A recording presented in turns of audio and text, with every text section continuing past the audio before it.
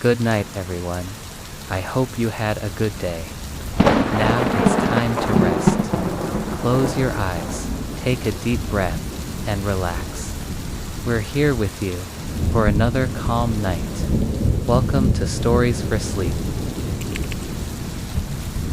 Recently, I've been talking with a buddy of mine about chronicling my life over the past couple of years, and he said, I should definitely give it a go. With the approval of Mr. Rags, I'm going to do just that. I'm not the greatest of writers, and I'm sure that sentiment will be reflected here over the course of my stories, so please bear with me as long as I don't divulge our precise location. I'm in the clear. A big thank you to Mr. Rags. If he ever does read these anyways, I should start with a little background to get you up to speed. I grew up like a lot of lower middle class families. My dad was a carpenter for a few different companies, bouncing around to wherever the work went, and my mother was a stay-at-home mom, though she made some money on the side selling fresh breads and baked goods. The house always smelled like confectionaries, to the detriment of my slow metabolism. At 18, following high school, I decided to follow in my father's footsteps and joined a trade school while working as a runner for a construction company. They had a jack-of-all-trades kind of track that I selected, giving me a little bit of knowledge in most home repair services, along with basic handyman business acumen. Unfortunately, while I was away, my parents both passed. It was a tragic highway accident, heavy rain and low visibility, so it wasn't anyone's fault. After the funeral, it took a couple months to get their affairs in order and sell the family home. In an only child, and I couldn't imagine living in the house without them, so I decided to take the profits and move out west, something my dad and I had talked and dreamed about on plenty of occasions. It's weird, but if they had never passed, I wouldn't be here now at the complex. I also wouldn't been abducted and implanted. And we'll get to that soon. I had a used Subaru that was older than me by 10 years. It was usually fit as a fiddle, so buying a new one seemed asinine at the time. Looking back, I feel like a bit of an idiot, though. That's almost a daily occurrence now. I'd taken it on a few road trips with nary an issue, but this time was different. I was making my way west, starting in Maine, traveling through the Appalachians over to the great corn seas of the Midwest, down to Texas, and then up heading towards Colorado. I'd made it to New Mexico, and was driving for about an hour or two when the engine started to make a horrendous noise. It sounded like something akin to a shotgun blast, followed by two pieces of sheet metal rubbing ferociously against each other in the fiery throes of passion. The car shuddered, lurching forward in stapongo patterns until finally came to an end, dead in its tracks. I was at least 2 or 3 hours from anywhere remotely populated, or so I thought, and of course I had no cell signal in the slightest. Took some time and tried looking at the engine, but it never was my forte, so it ended up being a fruitless endeavor. I resigned myself to sitting in the front seat, all the doors open, with the flashers on, sweating my ass off, while I was weighing my options. I leaned the seat back and decided to doze off, an attempt to cure a headache brewing over the frustration of my situation. Upon waking up, I realized the hairs all over my body were standing like pins, and it felt like I was on the verge of having a panic attack. My heartbeat pounded, and it felt like a lead weight sat in my stomach. Beads of sweat now covering my forehead. It was darker now, much darker, the inky black of night only barely giving way to pinhole stars in the sky. I scrambled up in my seat and tried taking in my surroundings. Something was watching me. I could feel it. I checked all the mirrors and looked out every window, glancing around frantically. Something in the rear view caught my eye for a split second. Next to a couple of tall cactuses, about 50 feet from my car, stood something short and whitish. Completely still, staring right back at me, it tilted its head slightly, almost quizzically.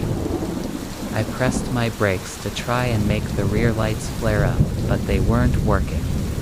I turned in my seat to check it out through the back window when I caught a flash of it darting towards a large rock pile right next to my car. I think I screamed. Hurrying to shut the doors and windows, I ragdolled myself through the interior of my car to get everything closed without going outside. I completed my task, sweating and nearly hyperventilating, and for a moment the feeling of safety slowly crept back. I went to check the car's clock, but nothing was working. I tried turning the key, honking the horn, turning on the radio, but nothing worked. I checked my phone for any signs of life. 1:1 p.m. flashed back at me. I was sleeping for at least 12 hours. I thought, there's no way I would have woken up before then. I would have needed to drink or eat, or my thoughts stopped in their tracks. As I was sitting there reeling at how I could have lost hours of the day like they were nothing, the car began to vibrate. At first it was slow, almost rhythmic, but quickly became a fast buzzing feeling, like a giant bee was sitting on top of it. I got ready to hop out of the car, but before I could, there was a flash of white light, brighter than the sun technically. It's still the last thing I remember from that night still, but there's a reason for that. I woke up some hours later to a pair of headlights coming towards me from down the road. I spun my head around again, and saw nothing by the rock or the cactuses, but quickly realized, through sudden movements, that my head was pounding, and my entire body felt like I had ran a marathon. My thoughts of the entire debacle were happily replaced by the sounds of a white-top Trans Am barreling towards me. It passed me in the car for a moment, then stopped, tires screeching on the pavement, leaving long black rubber lines. He revved the engine, put it in reverse, shining bright red taillights into the night, and tore ass right back to where I was sitting rolling down the window, as he shouted, "Hey buddy, you're looking a little worse for wear. You like stranded out here or something, ain't too safe along the roads here at night," he said, in a valley boy type of accent. I looked around at the vast nothingness before looking back to him, and sarcastically answering, though with an abundance of caution in my voice, "Yeah, am alone out here, I think. Hey, you're real, right? Did you just see that huge flash like the sun just exploded here on Earth? UHH? No, I can't say I saw that tonight, man, but I do know what you're talking about. You feeling okay? Skin doesn't feel too hot. You're not throwing up your bloody guts?" he asked. I know I don't think so. I feel fine other than my head. I think I hit it or something. I don't know. I've been stranded out here for hours. Do you know how far the next city is? He laughed, and offered me a ride into town, saying it's only a short drive up the way. "What town?" I said. "There's nothing on my map here, and my planned route doesn't have another place with people for a couple hours." "Oh man, no need to worry about that, no worries. Maps don't always show ya the big picture, you know.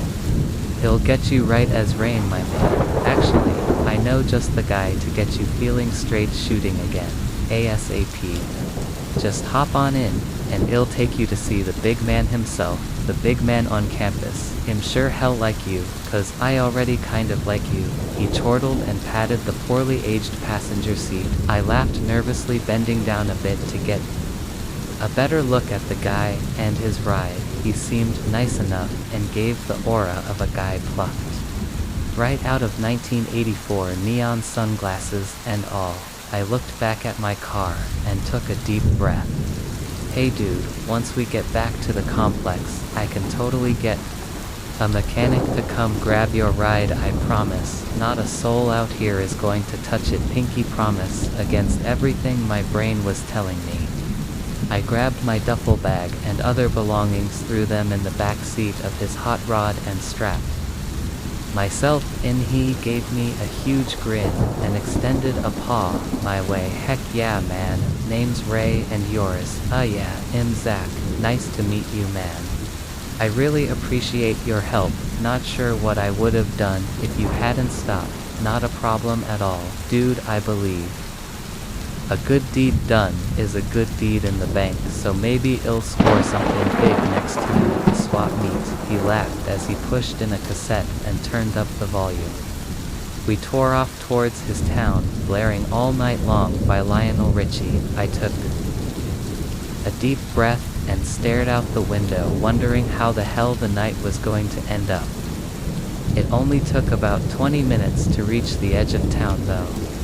I'm not sure you could really call it a town. As we pulled into the gas station, Ray's office sleeping, arrangement's full-time job, I realized there were only 5 buildings. The gas station lit up like a cheap motel on the Strip in Vegas, a small mom-and-pop looking store with a few parking spots out front, an even smaller windowless thing with one door, which turned out to be a maintenance building, den, or horrors. Then there was the church, about 100 yards from it, and directly across from the church was the main attraction. Standing tall was a 10-story tower, resembling something more like a large government building than an apartment complex. It was an all-tan brick facade with plenty of windows. Wrapping around it a couple of pillars out front with the entrance steps, but nothing else. It looked very out of place in the middle of nowhere. New Mexico. Ray threw his car in park and hopped out in one swift motion, gesturing for me to follow. I couldn't believe my luck that a total stranger actually picked me up and didn't take me to some far-off shack to harvest my organs. By the time I got out, he was already halfway to the large building's entrance. The lights out front illuminated most of the road, to which the neon lights of the station made up for the rest. The church had a modest set of lights by the front door, but they were easily drowned out by the others. Hey man, you coming or what? I think we can still catch Mr. Rags if Hay's awake. Let's go. I started towards him, still a little weary of the situation, but I didn't have much of a choice once I caught up to him. We were both standing at the entrance to the building. Alright man, this here is called the complex. Mr. Rags owns and runs it. Yes, that's his name, and no, I don't know if that's his actual God-given one.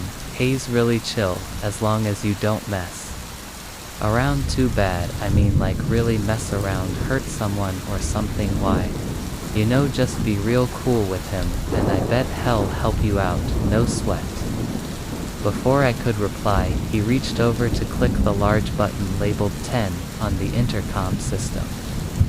The whole thing looked lavish, emblazoned with bronze numbers and filigree around the edges, clearly sticking out against the drab tan bricks around it. Ray just stood there, bobbing his head to some tune I'm sure was stuck in his brain, quietly humming along. He reached out to ring it again, but just before his finger hit the button, a voice came through the intercom. Yes, Ray, how may I help you this evening? The voice sounded kind and older, with a slight British accent. I figured someone would be irate being called at this time of night. Yeah, hello there, Mr. Rags. Sir, I'm real sorry to bother you tonight, but I found a friend in need here. I think he saw the Yanawats and is pretty out of sorts. Could you maybe take a look at him real quick? He can crash at my place after. Not a worry there, Sir, Ray said, looking nervous but excited. Oh, is that so?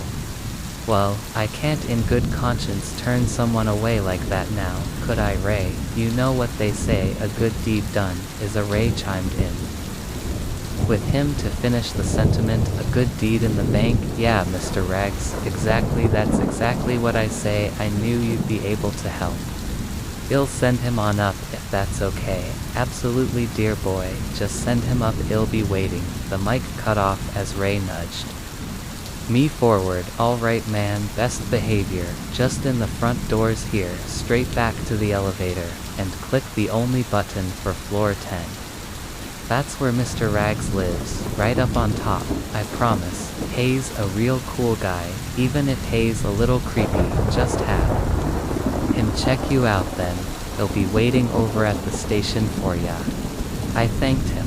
Ray, reaching out for a fist bump before trotting down the stairs towards his place. I looked back at the double doors, hesitant to enter. I inched towards them, and as I did, they unlocked, through what sounded like a series of electronic deadbolts. The doors opened silently, perfectly in sync, revealing a spacious interior, adorned with vintage chairs and pots full of luscious greenery. I walked past it, all peeking around at the other doors. One side looked like it contained a large dining room and kitchen, the other housing a laundry room or utility area. Making my way through to the elevator, I realized the entire area smelled like fresh-cut flowers, though there were none in sight. The elevator doors opened with a ding as they moved, beckoning me inside. I got in, found the number 10, and pressed it. The doors hissed, this time closing like they were a part of a pneumatic system, sealing me inside as if I were fresh meat being packaged in an airtight container. It dinged one more time before lurching upward towards my destination. The elevator seemed to only take 2 or 3 seconds to reach the top of the entire building. The doors hissed again, opening to a very dark corridor. I called out, "Mr. Rags, sir," to no response. The elevator shuddered, then chimed, something more akin to an alarm beep than a pleasant ding, urging me to disembark. Stepping inside the corridor, there were a few wall lights that turned on, though only enough for a dim glow to ooze over the few things inside the room: a velvet waiting chair and matching love seat, a few very old, but still lovely end tables, and a larger matching coffee table and an ancient-looking piano on the other side. To even everything out, at the end of the room stood a large maroon door, adorned with brass or bronze inlays all across it, yet with no discernible shape. I swear, as I drew closer to the door, the inlays were moving or squirming into different designs. Taking a few shallow breaths, I pressed my knuckles into the door 3 times. As soon as my skin touched it for the 3rd time, the door slowly opened without a sound. Inside, it looked like any other apartment setup, albeit with a large open concept, a nice dining room set like a retro diner, a few stylish newer couches around a larger old radio, a kitchen set from the 1970s, everything a different age of creation from the last. I took a few steps in and closed the door behind me. I turned my head for maybe 2 or 3 seconds to do so, but when I looked back into the room, Mr. Rags was sitting on the edge of the sofa seat. Oh Jesus, sorry sir. The door just opened when I knocked, and I figured maybe he held a hand up to stop me, not just ask me to stop, but somehow he made me stop talking like it all got caught in my throat. "You're all right. I wasn't waiting long," he spoke almost jovially, a soft smile on his face. "Apologies for the scare. I just like to keep an eye on the door. She can be finicky at times, picky even on who she lets in, never mind whether I want them to or not." He looked over at the opposite couch, nodding for me to join him. "For us to continue this conversation, I need you to extend to me a great amount of trust. I know it seems silly, dangerous even to do so for someone you've only just met, but it's of dire importance. You need to answer me entirely truthfully. Did you happen upon a creature in the desert, possibly lose time, or see a bright light?" He leaned towards me, almost floating on the couch's edge. Yeah, exactly that. My car broke down completely. I fell asleep and woke up to something just watching me. The car began shaking, and there was a flash of light, and then nothing. I can't remember a single thing besides Ray showing up and bringing me here. How in the hell would you know about this? Him starting to get nervous, Mr. Rags nodded thoughtfully, staring at me a few moments before slowly standing up and walking over.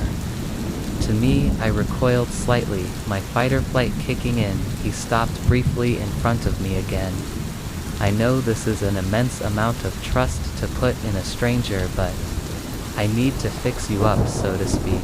If I'm unwelcome to do so, you may experience more of these events, and eventually you may not be around at all, I'm afraid. I would also need you to leave our town in the event this doesn't work, or you decide to forego it entirely. I'll give you a moment to think about it while I get things ready. He walked past me down the hall, into another room. I watched and listened as he entered what looked to be a bathroom, things clanging as cupboards opened and closed.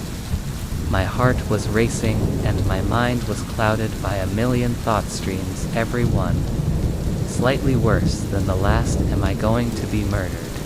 Is he getting ready to take my kidney and throw me on ice? I was only 22 years old. I felt like there was much more in front of me I wanted to accomplish and experience before I could gather myself. Mr. Rags came waltzing out of the door, gliding down the hall towards me, standing up from the couch. I asked him, "What exactly are you going to do to me?" "I swear I won't call the cops. I won't tell anyone you're here if you just let me go." He chuckled, then stared me dead in the eyes. "Dear boy, you wouldn't be able to call if you tried. Your phone is dead, and the nearest working one is across the street in the shop. You have no idea where you are, and no working vehicle. I don't say these things to scare you, but to implore you to see reason. I shall not bring you harm. In fact, it's to be quite the opposite. You have something inside you that needs to be removed, something that, if left unabated, will cause you much more turmoil in the future. Your head must feel like a storm is raging inside it." "Yes, is this about the things in the desert?" I said. "I feel like a bus hit me." "Whatever you need to do, just please don't hurt me." I would never. "Please look forward." I felt a small pain on the back of my neck. I craned my head back to find Mr. Rags smiling down at me, a scalpel in his hand. "What the fuck did you just—" I felt the back of my neck with my hand. A small smear of blood covered my fingers as I did. "I do profusely apologize. But yes, the operation was a success," he air-quoted with his hands ginning sheepishly. "Here, a band-aid for the small incision, and this." He raised a small glass vial, dumping in an even smaller gray piece of metal. I know you have many questions. In due time, I will answer all of them. For now you need to get some rest while I deal with this." He gestured to the vial. I felt sick, covering my mouth to try and hold back the upheaval from my insides.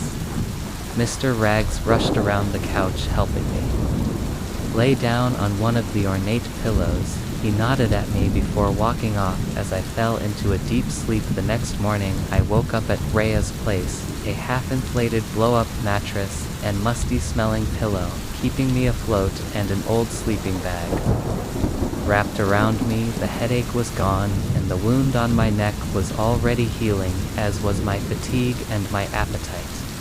It felt like I hadn't eaten or drank in days. I leaped out of bed ravenous for anything to shove down my gullet.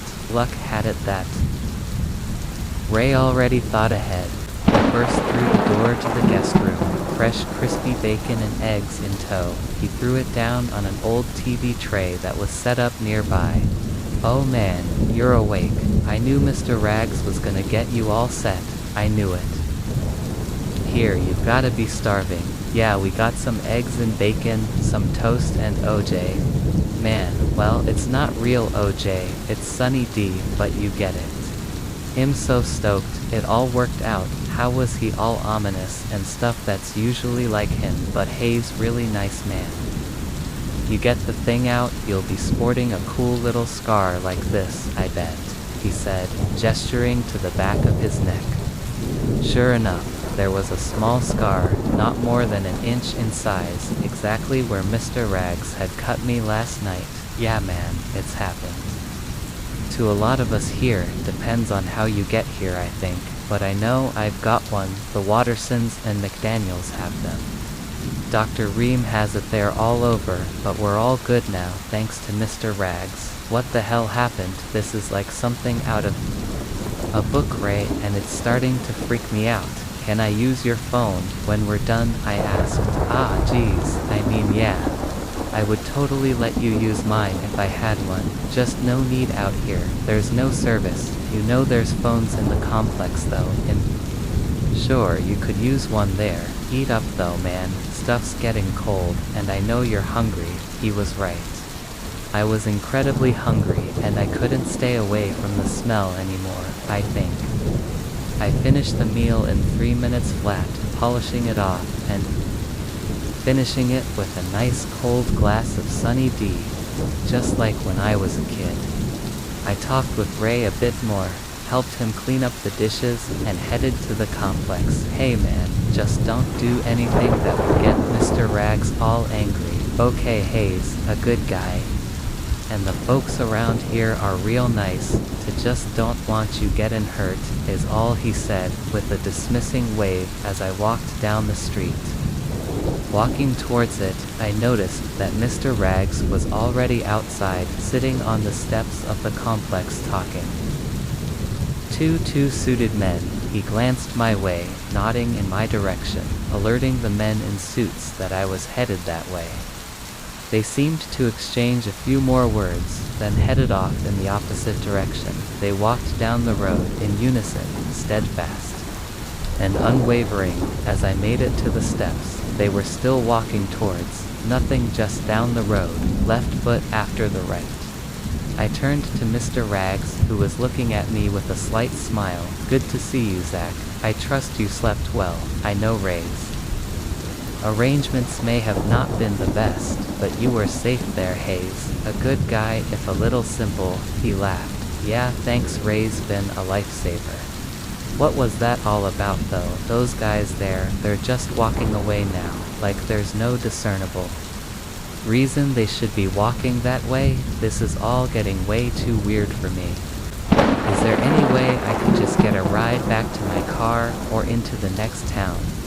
I don't mean to be rude, I just feel like I'm going crazy. Well, I'm sure I could arrange that, but your car isn't in any shape to be driven, and the mechanic won't be back this way for about a week. The next town doesn't have any motels or hotels, and they're not quite fond of visitors, so I've heard I have a proposition for you though. We've recently lost our maintenance man Jerry. Poor soul, got caught up in one of the storms that pass by here every once in a while. I believe you have the same capabilities he possessed, correct? He glanced up at me, an eyebrow raised. Why, yeah, I can probably do those kind of things. How did? Why, he cut me off with a raised hand. Excellent, here is my thought. He'll have the old chap's apartment cleaned up and renovated post-haste. It shouldn't take me but a day or two, and there won't be a trace left of his existence. In the meantime, you can stay with Ray, possibly have him show you the ropes around here, and get you acquainted with a few of our other residents. I'm sure he'll want to have you for one of his legendary pizza parties or whatever he calls them while you stay here. You could look into a few mechanical disturbances we've been having since Jerry's departure as a means of paying it forward. Does this seem like a mutually beneficial arrangement, Zach? I mulled it over a moment. He was right. I wasn't going to be getting anywhere fast in my car, as broken down as it was, and for all of the weird shit that had happened to me in the past 24 hours, I was oddly intrigued by the entire event, if you can call it that. I still had so many questions I wanted answered, and it's not like I had real plans for my near future. Technically, I had made it out west This could be a fresh start of sorts, of course. If you happen to appreciate your new abode ID, be happy to hire you on staff. Full-time benefits, and all you could carve out yourself a new life here, a fresh start of sorts. Yes, I looked at him puzzled, like he had just read my mind. Yeah, alright, Mr. Rags, I'll take you up on that offer, as long as the mechanic can be here within the week. I'll stick around and help out. It's the least I could do, really. I appreciate it, sir. Splendid, splendid. If you'd like, you can wash up in Jerry's bathroom, apartment 6A. He was a clean man, so I'm sure it's spotless, he said, holding up a brass key. 6A etched onto the surface. I'll see you tonight, in the complex dining hall for dinner tonight. 6:30 p.m. sharp. I believe the Stevensons are cooking up something special. He licked his lips at the idea. Okay, thank you, Mr. Rags. Could we possibly talk this evening after dinner? Absolutely, I'm sure. You've got quite the list of questions for me, and I'll do my best to answer them all. Have a good afternoon, Zach, and welcome to the complex. He turned away and walked inside, the doors opening on their own accord to admit him. So that was it. That's how I made my way into the weirdest towns I've ever been in. Officially, this town has no name. You won't find it on any map that you can find, and you're not likely to pass through it just driving down the road. I'm glad I decided to stay that day. It's made for a plethora of insane, unbelievable, and out-of-this-world stories. Until next time, I'll tell you how a bit of the day went after accepting the offer. As Mr. Rags made his way inside, I followed him.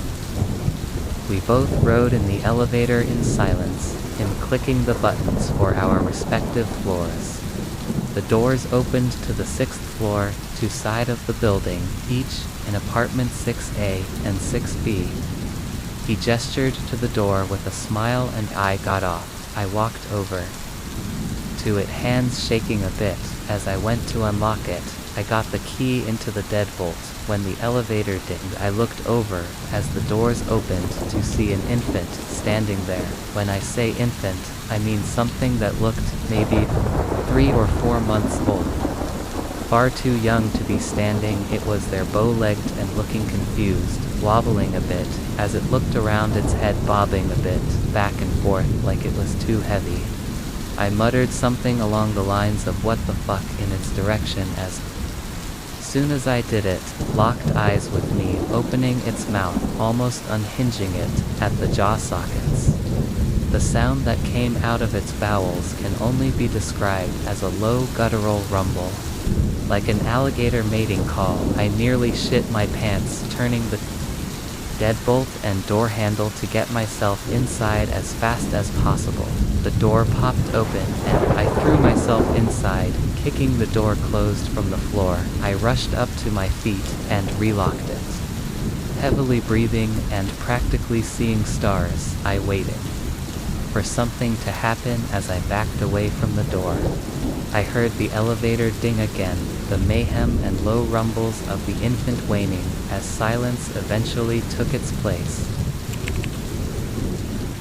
My grandfather on my mom's side passed recently. I was sorting through his belongings at my mother's request when I came across an old box full of papers dating back to the 30s. After I showed them to my mother, she said they must have belonged to her great-uncle, her grandfather's brother. I guess he used to own a few apartment buildings and kept a full record of any expenses involving his buildings, no matter how small. According to my grandfather, my mom told me he was a shrewd man and liked to know who owed him what.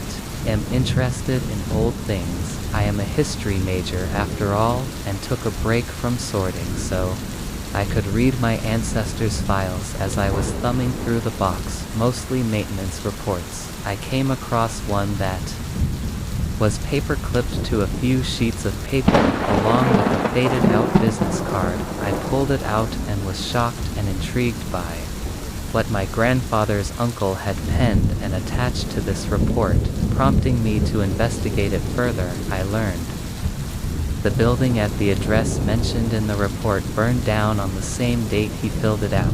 Here it is. Name Mrs. Alice Thompson. Address 304 Park Avenue, room 200 to date, October 17, 1934. Description of maintenance request. Sludge buildup in toilet. Work performed. See footnotes. Amount due none. I wasn't sure how to fill out this maintenance report. Unlike requests that I've done for other tenants, this particular job doesn't really fall under the same category. I like to keep personal accounts of all the requests I receive from the tenants of my various properties, so I have a record of how much money they owe me and to see which residents are having more issues than others, but this particular repair I would rather forget about entirely. Still, I don't think I should let the things I went through that day be lost forever, and so am including this record of them as well as a card for who to call next time. I guess it'll start. When I got the request, I encourage all my tenants to call me if something breaks in one of my apartments so I can fix it. I know how to fix the basic problems like a clogged toilet, broken glass, leaky pipes, you name it, and I want them calling me and not some repairman because he'll fix it cheaper, plus I get to pocket the repair money myself anyway. I got this call from Alice Thompson, elderly woman living in my building on Park. She says she's got this weird black sludge coming out of her toilet and it won't flush. I didn't really want to be dealing with that stuff today, but Mrs. Thompson was a sweet old lady, always tips big. So I grabbed a few tools and got in my truck to unclog the pile of shit out of her toilet. I got in the front and started for the stairs. This building was a little older and had this weird musty smell to it that you just couldn't get rid of. Jerry, this broke nut job that lives on the first floor, was standing outside his door with this big dumb grin on his face, waving hello to me. Yeah, hi, pay your rent or get out, freeloading prick. I passed him by and made my way to the second floor. The gal living in 201 was there too. Gorgeous thing she was. Her name was Emily Leah Lee Surma. I don't remember ID, have to check her file. I flashed her the pearly whites and she gave me this devilish smile back, which was the furthest ID gotten with her yet. ID like to check her pipes instead of Mrs. Thompson's, if you catch my drift. Finally, I got to Mrs. Thompson's room and gave the door a few good raps. The door creaked open, and there was sweet old Alice, already with a few bucks in the palm of her hand. She smiled at me and grabbed my arm to deposit the cash. Don't worry, Mrs. Thompson, I said as she made for the door. I'll have it done before you make it to the lobby. She kept smiling at me, then walked out and closed the door. I've done repairs for her before. She likes to wait downstairs in the lobby, away from all the noise. Sometimes she goes for a walk around the block. I walked through the entry hall to the left into the living room. I knew the door to the bathroom was on the right, but all the shades were drawn over windows in the room, and the only light in the room was flickering. She hadn't mentioned needing a new light bulb, but I had one in my truck, and since I was here, I figured I could replace that too. After I set my bag down in front of the bathroom, I threw open the curtains for some light. I took note of Mrs. Thompson's furniture, the worn-out sofa and armchairs, and dinky little radio. Maybe I shouldn't charge her too much for this visit, I thought to myself. She wasn't exactly living the high life here, and I do still have a heart.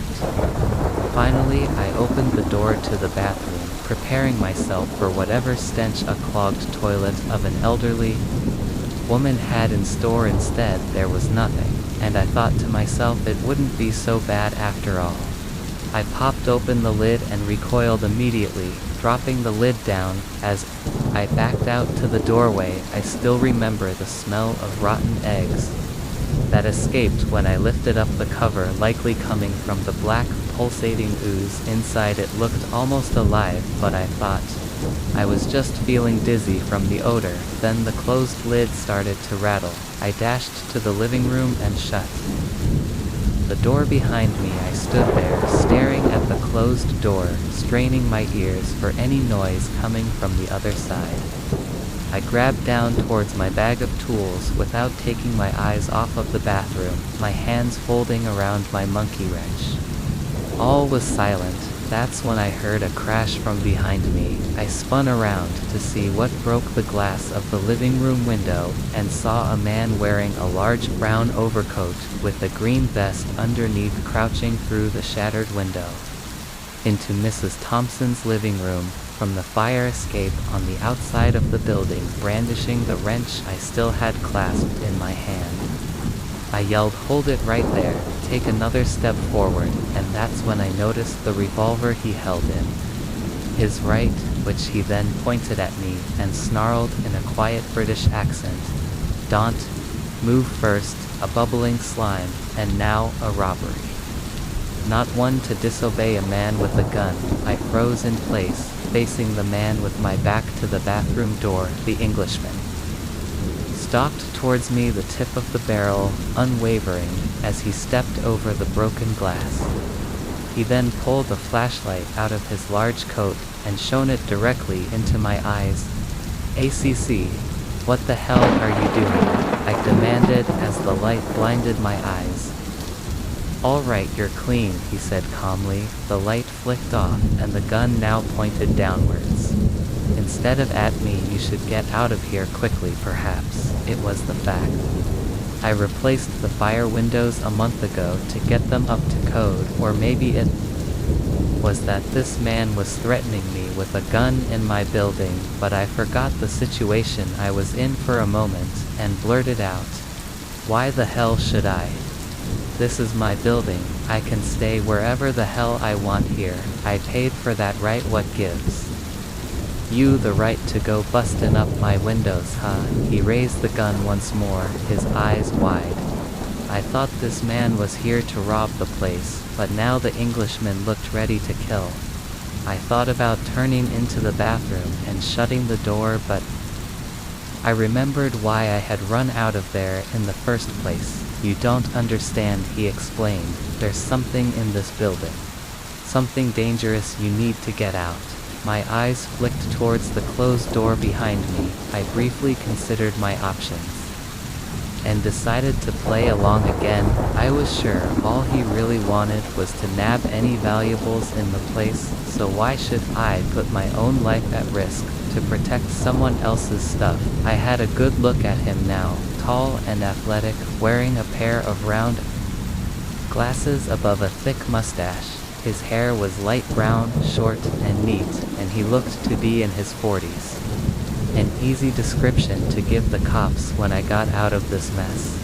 I started to move towards the door out of the apartment when I heard a crunching noise, like when something gets stuck in the garbage disposal that shouldn't be there. The Englishman suddenly shouted, clear and direct.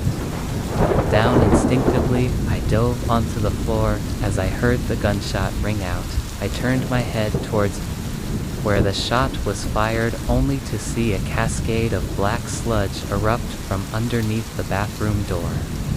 The ooze, that black mass of undulating mucus, had squeezed through the crack in the door, taking some of it apart as it forced its way out.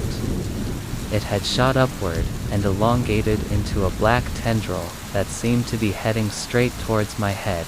It didn't make it though, since now the sludge had a hole in it near the top of its reaching arm. I stared at it, mystified at what I was looking at. The arm arched back upward, the hole blasted through it from the Englishman's revolver, slowly closing, then came striking downwards, where I was laying on the floor. There was a tug at the back of my shirt, and I felt myself skidding across the floor, coming to a stop when I hit the left side of Mrs. Thompson's armchair. The Englishman had tossed me out of danger.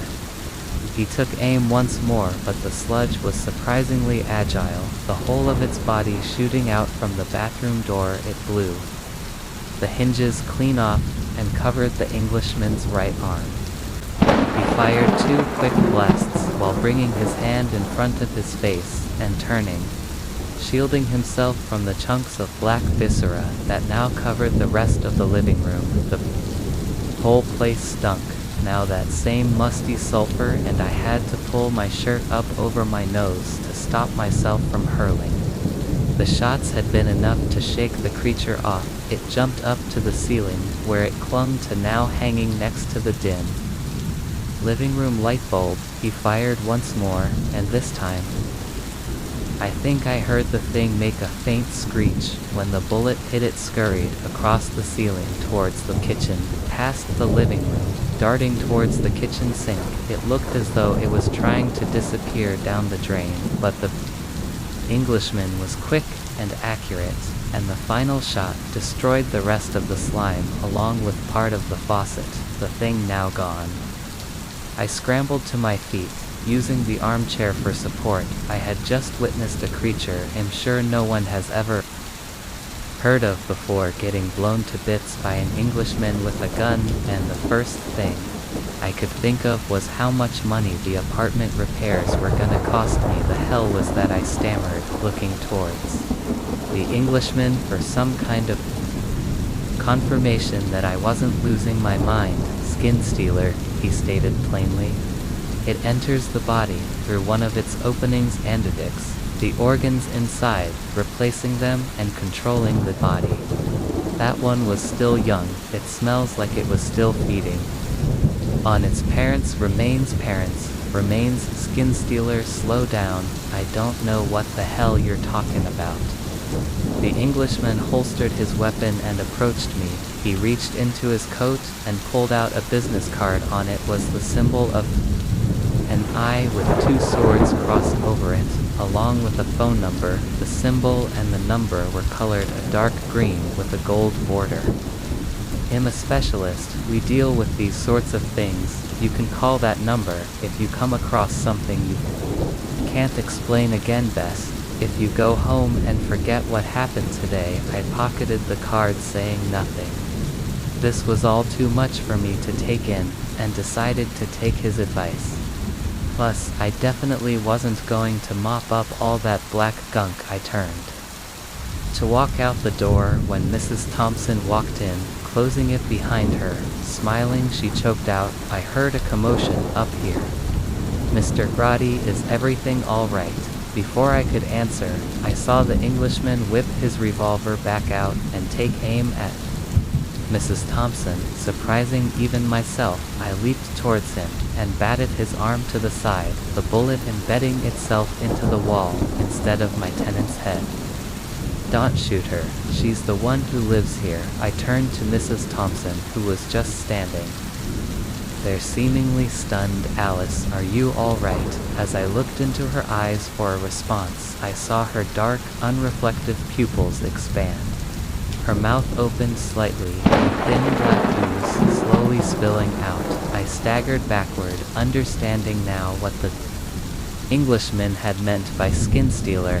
As Mrs. Thompson lunged forward, I fell backward, expecting to be pounced on by the thing controlling Mrs. Thompson's body, but the Englishman was quick. He caught Mrs. Thompson before she could reach me. He had dropped his gun and produced a knife, probably hidden inside that overcoat of his, and caught her left shoulder with one hand.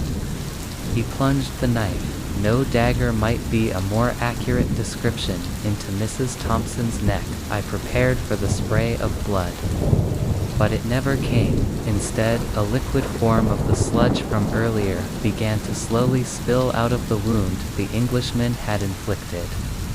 Mrs. Thompson kicked the Englishman in the chest with so much force he was sent flying backward, knocking over the sofa as he crashed to the floor. I started crawling away, hoping I no longer seemed as important. I felt my hand land on top of my wrench, the one I had dropped during the first attack. I turned and looked back towards Mrs. Thompson, who had cleared the distance between her and the Englishman. She was swinging at him from above as he lay on the floor. All he could do was raise his arms in front of him to protect himself from the onslaught. I watched it happen for a few seconds, my grip tightening around the wrench. I thought of running, but I just couldn't leave him there. I mustered up my courage and with as much strength as I could and chucked the wrench at Mrs. Thompson's head. It bounced off, and I mean bounced, almost like it had hit a bag full of water. She turned, her black eyes now focused on me. In that small window of time, the Englishman was able to make another quick stab with his blade, this time hitting Mrs. Thompson in the stomach. She screamed a wet guttural yell and stepped away from him. He sprung forward and unleashed his own flurry of blows with his dagger, leaving a mountain of puncture wounds along Mrs. Thompson's midsection. As the liquid slime poured out of her from the variety of wounds she now had, her body started to, there's no other word for it, deflate. All that black ooze spilled onto the floor, leaving behind an empty husk, the formless body of Mrs. Thompson. The Englishman stood there panting, letting himself recover from the ordeal. I imagine I was too shocked to say anything as I picked myself off the floor. The respite was brief, however, as the building erupted into a cacophony of screeches, the same scream Mrs. Thompson had uttered in her dying breath. Footsteps began marching all round, heading towards us. What does that mean? I asked, panicked. More of them. More. The Englishman silently picked up his revolver, loading it with a fresh set of bullets before returning it to its holster. He turned to me, dagger in hand, and asked, "Know where I can find anything with a blade bigger than this?" "There's an axe," I recalled, "out in the hallway for fire emergencies. It's in a case by the stairs." I could hear banging on the door. Now the Englishman turned and said one last word to me. "Run." I booked it toward the broken window, cutting my arm on the shards still embedded in the frame as I scurried out. I took one last look behind me to see the Englishman open the door and plunge straight into a mass of bodies, the bodies that had once belonged to my tenants. Then I ran. At the outset, I should tell you, I'm a thief, not a classless smash-and-grab guy, or a lowly pickpocket. Those require no planning or strategy beyond move quickly and be ready to run. I'm a fourth generation cat burglar. I'm very good at my job. If everything goes right, you don't notice. I've been there for weeks, if ever. I understand most people find this line of work deplorable. I'm okay with that. I could go on and on about how the system steals from us all the time, and how the rich use their gains to subjugate us, and give you the whole "I'm really a Robin Hood" type figure, but I will spare you all that rationality.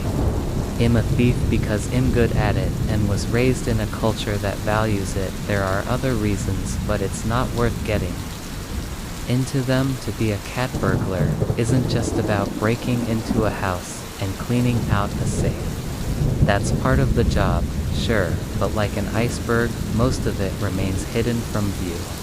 My father used to tell me being a thief is being prepared to be bored out of your mind. He wasn't wrong about that anyway, wrong about a lot of other things, but I digress. Once I narrow in on an address, I have to sit it. That sounds easy, but it's not. It's boring. Clean the garage, boring. Waiting in line at the DMV, boring. But it has to be done. Veg before ice cream, boy, veg before ice cream, dad. Again, he told me this while housing a sleeve of Fig Newtons before dinner. Much to my chagrin, he was right again. Outside of watching a house for hours on end, there are so many dozens of other things to keep track of. Has anybody made you while you're casing the place? What hours do the servants work? What's the best way onto the property? How do I get in and out of the house with little chance of being caught? Each question needs to be answered beforehand. Finally, the big question, what's the security situation? A lot of these McMansions come pre-built with high-tech security features in place for the first year. That's when the lower cost prices disappear. Most people, even millionaires, will cut off services. At that point they keep the signs, sure, but not the actual equipment that's gone like disco and ain't ever coming back. Why? There are two major reasons. First, the rich live in a bubble and don't believe anyone can get to them. Money enables hubris. Second, rich people are the cheapest people in the world.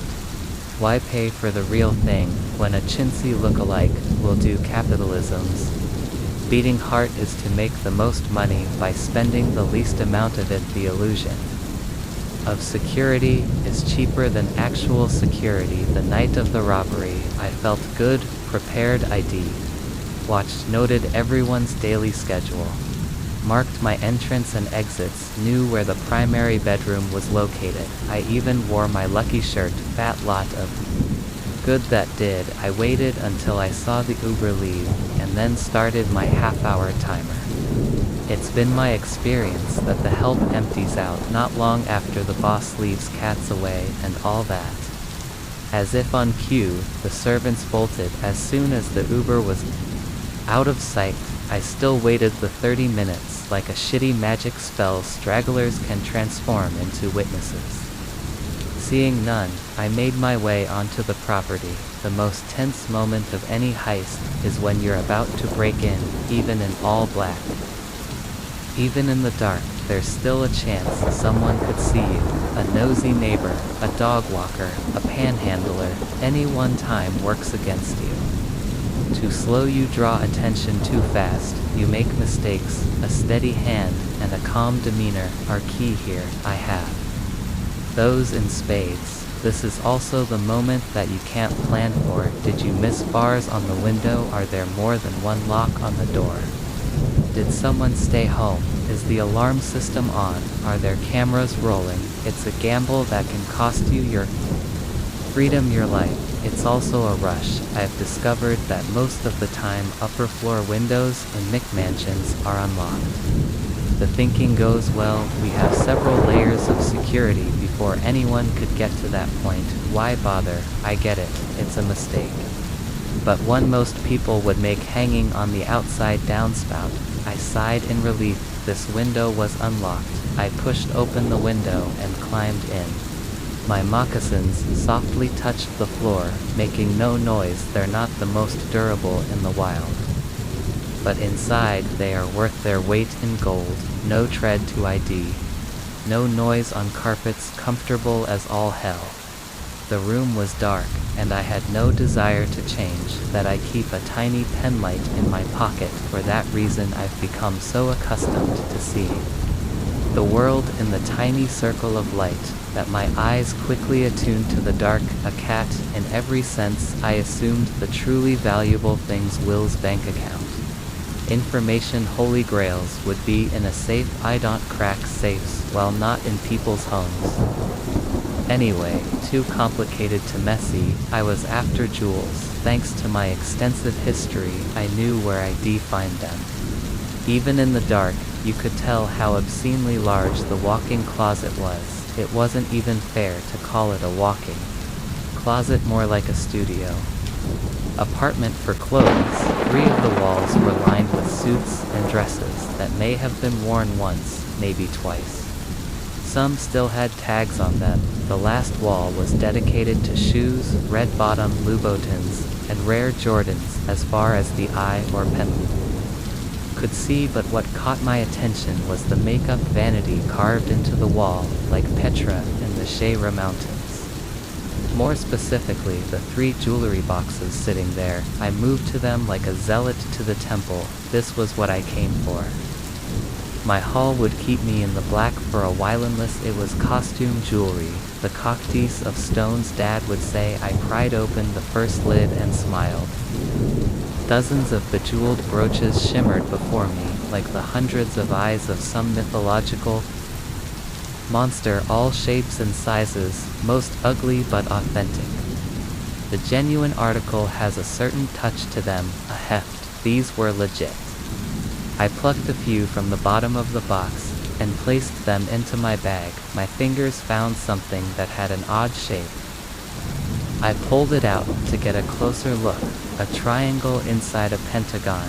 It was on the small side, but was full of diamonds, valuable very, but something felt wrong about it. I dropped it back, and the longer you do this job, the more adept you get at picking the right things to steal. The secret is to only take 2 or 3 pieces at a time. Of the few you take, ensure they're plain looking. Nothing memorable. Unique pieces are hard to fence. If they end up in a pawn shop and a cop finds them, it's only a hop, skip and a jump until it's traced back to you. Iron handcuffs, jail time, hard pass on my end. As I put the piece in my bag, my light started flickering. I gently tapped it against the vanity. As I did, I glanced up into the vanity mirror. My heart seized. There was a figure standing near the open window. Out of instinct, I snapped around, ready to rumble, but the figure was gone. I flipped off my light and pocketed it. I turned back to the mirror, and my breath caught it was standing in the closet doorway. Now I balled my fist.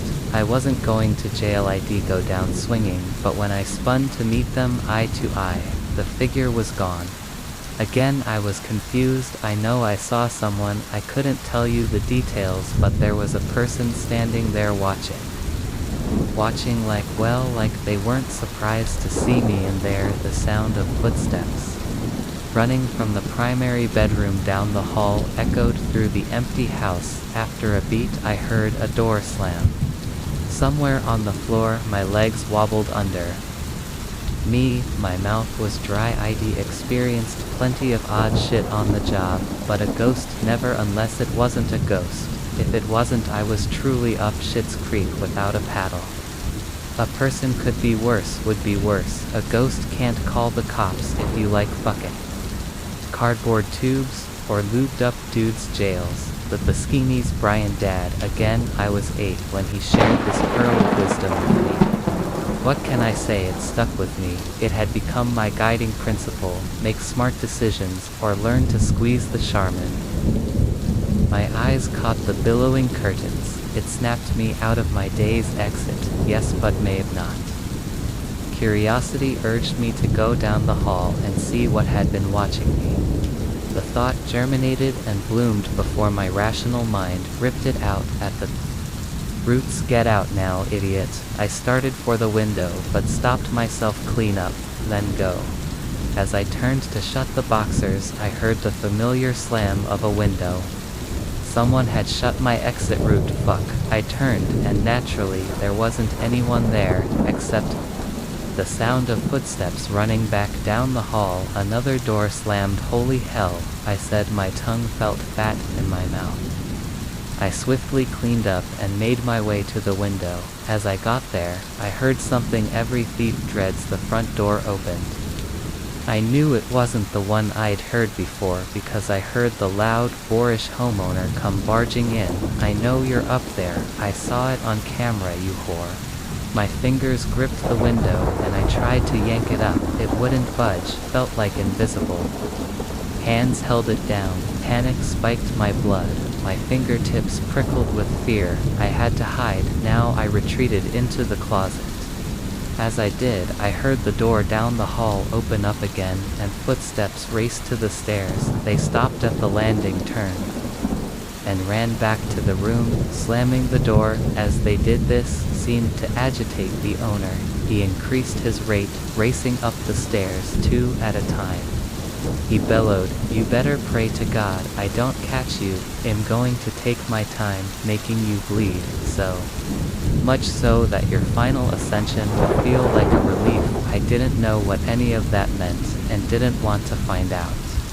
The diversion, though, gave me enough time to find a spot to hide. There was only one that would work behind the racks of clothes.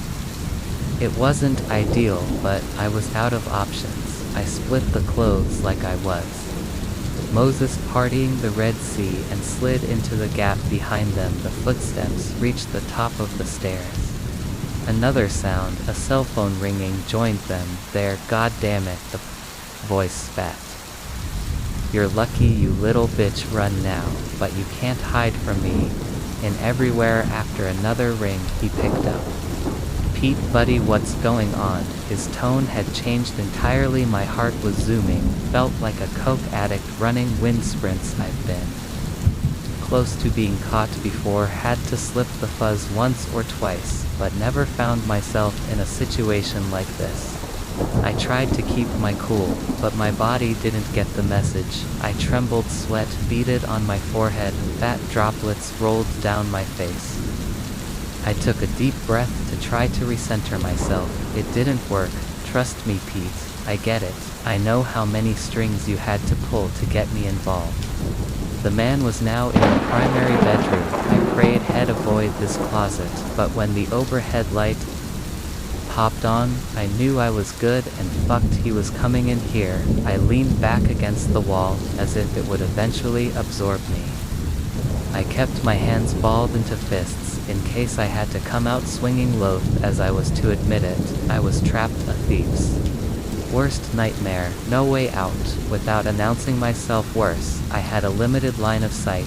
Even if there were a chance to leave, I'd have a hard time seeing it. A man dressed in an expensive tuxedo speedwalked into the closet. He was older, perhaps in his mid-50s, but didn't look it, not at first blush. Good skin, finely trimmed mustache, and a head full of slicked back, black hair. He looked like a cartoon drawing of a crooked politician had come to life. I did my due diligence. No family connections, no internet profile, no warrants, nothing. A nobody, perfect for the gathering. He paced as he spoke. When he came by where I was hiding through the suit jackets, I could get a better look at him. Upon closer inspection, the man's actual age shone through. His face bore telltale sign of plastic surgery, plastic uncanny valley look. While most of his hair was jet black, he had the budding growth of silver. Poly walnut-style wings around his temples. The corners of his eyes and mouth had the faintest of cracks. Yes, he was that close to me. The man pressed the phone against his ear, and held it in place with his shoulder as he shimmed out of his suit jacket. He flung the expensive jacket onto the ground as if it were covered in ants. The phone never left his ear. Peter, seriously, I know I get the Scopio K. Yes, I know, it's why I doubled back. Him changing, I know they're very particular, only get one shot at a first impression. He stopped directly in front of me, and shook his head. Would I get a first impression? His conversation engrossed him. That thrilled me. If he had even been the tiniest bit bored, he might have noticed a face staring back at him from the Armani wing of his closet. Just then the lights in the closet flickered. The man looked up at the blinking bulbs, and shook his head as he did. I spotted something hidden away across the closet. Standing half in the shadows was the figure I'd seen earlier. It wasn't a person. I wanted to scream. I wanted to turn and run as fast as my jello legs would take me, but I couldn't do anything but shut my eyes and wish it away. So that's what I did. Christ, the man said. No, not you. This fucking closet light is on the fritz again. I know I should hired your guy, but Mary was so big on the asshole who built this out. What could I do? Happy wife, happy life, right? Pete said something, and the man guffawed. Should I say happy second wife, happy life? Nothing would have pleased that first bitch. As the two men laughed, I felt a presence appear next to me, behind the clothes. A feeling in the animal part of my brain. A predator was near. Flee, run for the safety of the bush, little rabbit. But I couldn't not, even when I felt the hot breath on my neck. This got me to wrench open my eyes. I turned and expected to find some biblical ghoul waiting to devour my soul. Instead, the man's hand reached for a suit jacket beside me. a 300,000 watch on his wrist, the salt and pepper arm hair escaping his starched white shirt, money to burn. What I didn't see or feel was the ghoul. It was gone. The light flickering also stopped. The creature's absence took away some of the tension, but didn't set my mind at ease. I was still trapped. If this guy stumbled or moved his hand 3 inches, head hit me square in the face. I held my breath, afraid my faint breathing might alert him. He yanked a jacket off the hanger. The hanger swung back and hit me square in my right eye. I slammed my lid closed and squeezed hard, praying that would take away the pain, but knowing it wouldn't. I wanted to rub it. I wanted to scream. I wanted to jump up and down in pain. But all I could do was trap the pain in my body and wait for him to leave. The light above started to strobe again. That, coupled with my wounded eye, made it damn near impossible to see anything clearly, but my ears worked just fine over the man's tasteless jabbering. I heard floorboards outside the closet creak. Pete, let me tell you, I'm so excited to join up with the organization. I think you guys are gonna love the tasty little. The lights shut off. So did the man's mouth. I used the darkness to scratch at my eye like a 1980s DJ. I blinked once, twice, 3 times. It stayed open. It hurt like hell, but I could see again, or I would be able to, if the light hadn't just shut off. Jesus Christ, I hate this goddamn closet. No, just let me let you go. I gotta check something out before I leave again. I know I won't be late. He hung up his phone but futzed with it, trying to turn on the flashlight. The screen's weak light lit up the edges of his face. He looked otherworldly. A hideous goon. God had not intended to replicate. His fumbling fingers finally found the flashlight. As soon as he flipped it on, his phone died. Goddamn Chinese crap. How does this bullshit cost $1,000? The only light now poured in from the open closet door, right near where I had heard the creaking. My cat burglar trained eyes had adjusted to the low light.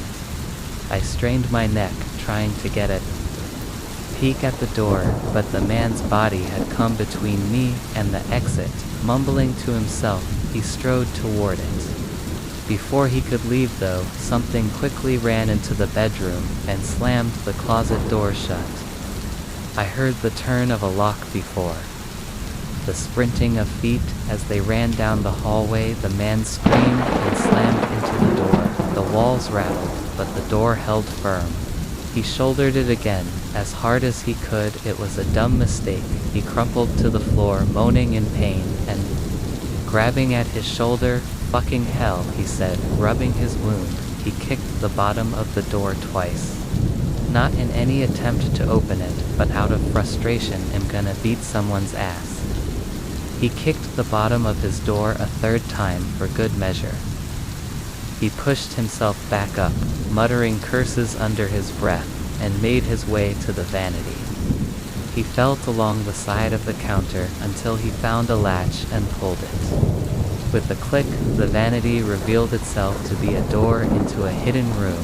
An eerie, white light emanated from the room, and I realized it was the glow of dozens of TV screens. A panic room. I couldn't move to get a closer look, but it was clear. He was searching the screens for something, or more likely someone. He walked deeper into the panic room, and I took that moment to shuffle ever so quietly a little closer to where he was. I fucking knew it, the man yelled. The hate and menace in his voice made me wince. Seconds later, he came storming out of the panic room with something in his hands. I couldn't make it out at first, but when he swung it against the door, I realized it was an engineer's hammer. Hump, hump, hump. Catching, the handle snapped off. After several swings, light from the outside room poured through the hole. The man pressed his face against the opening and scanned the primary bedroom. He put his mouth to it and yelled, "I know you're out when I find you. You're gonna wish you were dead." For dramatic flourish, he booted the closet door. It violently swung.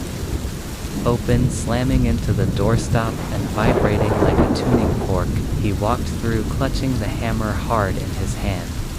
He had murder on his mind. I was just glad he wasn't coming after me. The now familiar sound of footsteps running down the hall prompted the man to sprint after them. I heard a door slam across the house. The rhythmic pounding of the hammer on the door handle soon followed, creating the worst sounding drum and bass track of all time. Last man at the bar fucks the ugliest.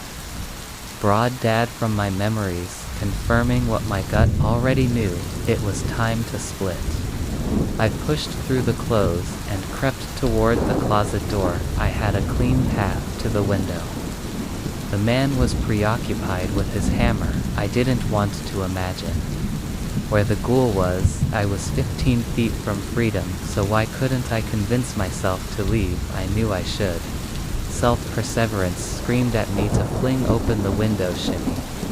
Shimmy, shake down the drain pipe and sprint to my car. I felt my dad pushing me from behind the grave. Move, you mook, the fuzzle. Be here soon, but something was holding me back.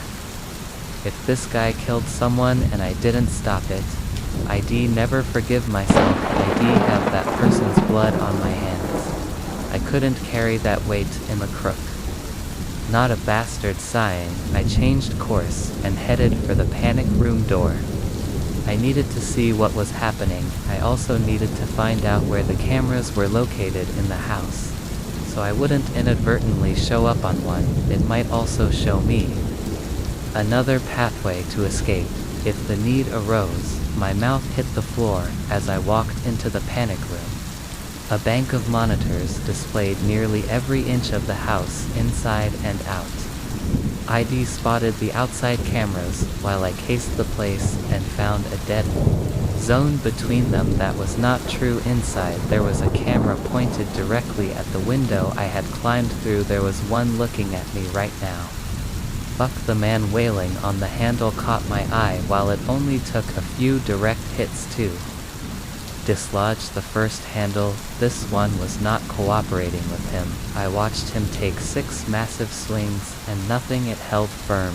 Top quality handle, adamantium-esque. I looked around for anything else I could use for a weapon, and came up empty. Maybe there would be something I could use in the bedroom. With the man focused on trying to break down the door, I eased my way out of the closet and into the room. The place was spotless, nothing dangerous in here but unearned wealth and few scruples. There wasn't anything I could use to counteract a hammer swing. Damn it, I muttered.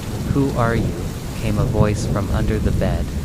I screamed in fright, but a quick slap of my hand over my mouth stopped it from escaping into the wider world. I glanced down at the floor under the bed, where all my worst childhood fears coming true at the same time.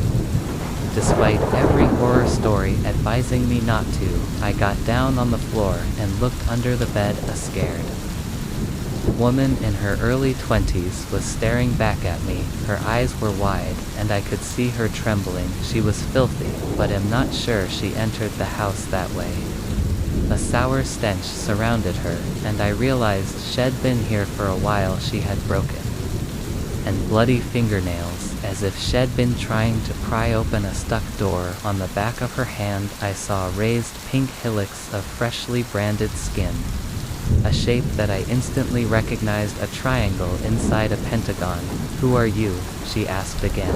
Her voice was a vapor. Might as well be honest. A thief, I said. Who the hell are you? He kidnapped me.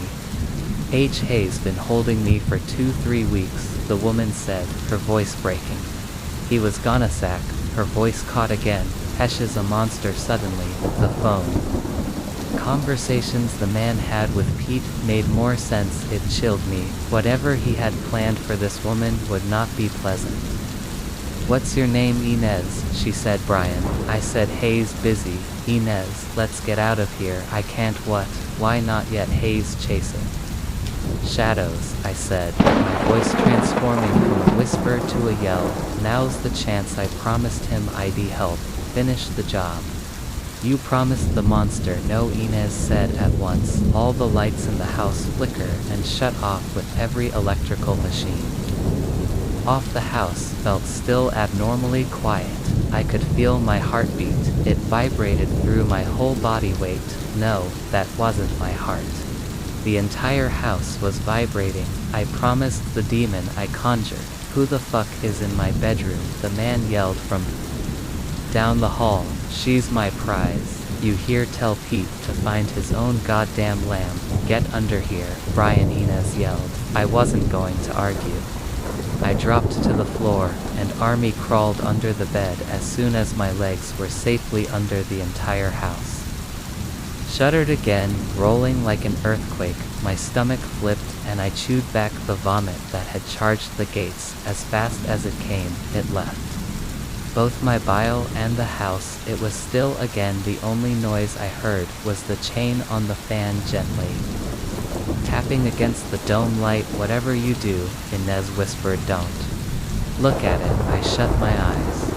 A concussive explosion blew out the door down the hall. I heard the man cry out before his body thumped against the wall. A sickening crack of bones snapping on impact echoed down the hall. What the fuck? 2 thunderous house-rattling stomps followed.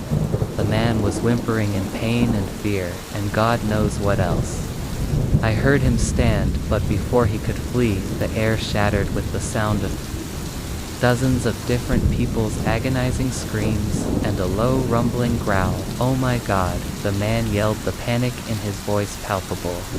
His brain's terror messages finally connected with his legs. The next thing we heard was the thumping of footsteps rushing toward us. Why not leave? I thought the stairs to the exit were right there. Then it dawned on me he was trying to get to his panic room. The place where he believed his money had bought him security, his sanctuary, his safe place. What he didn't understand was that there would be no protection there. He wasn't going to find a shelter to shield him from the bomb. He was going to find his tomb. As soon as he crossed the threshold of his door, an invisible force shoved him in the back. Ragdollic, he flew through the air, crashing into the window. Its shattered glass fell around him like those shimmering jewels. I de-seen on the brooch. The man landed with a thud next to the bed.